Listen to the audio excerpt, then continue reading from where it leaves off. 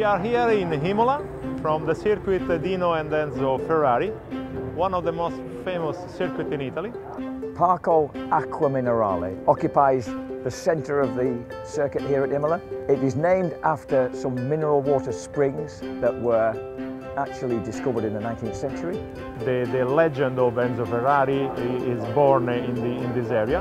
What it's perhaps most famous for, though, is the fact that one of those guys who originally got the whole thing set up was called Checo Costa. His son has become the infamous Dr. Costa, who runs the Clinica Mobile at all these major events.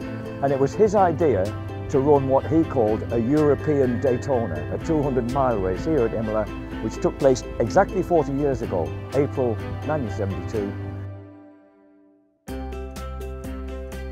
And in 2002, it produced that monster epic between Colin Edwards and Troy Bayliss, which went down to the last lap of the last race, coming over the hill on that 140-mile-an-hour descent towards the Acque Minerali, when Bayliss lost the back end and almost stepped off, and that was the decisive moment in the championship.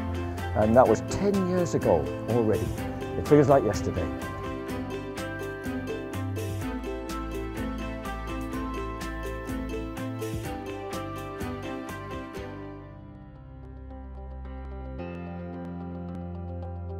So Acque Minerali is split into two parts. First, we have the big elevation change and the change of direction after that.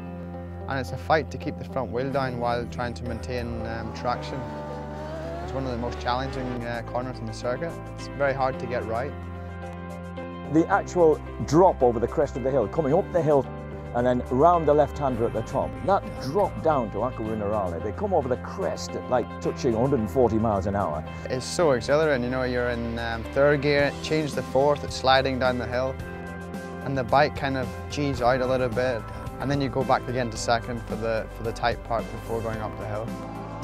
It's not only getting down there, it's getting back up and out of it without rattling your fillings out on the curb on the left-hand side. At the bottom of Acque Minerali, there's a lot going on that you don't really know about. You know, first I'm trying to change direction, and secondly I'm trying to open the throttle quite smooth. You know, the elevation change is really big, and you know, with that comes a lot of wheelies and then also changing direction. So it's a very, very difficult corner. And what you see on TV doesn't do this place justice. It really is the bikes on the nose on the way down, and then you're fighting wheelies on the way up. Even on television it looks fairly steep, but when you're down there in that hollow just watching it, that is an awesome climb that they pull out of there. It's a fantastic piece of track.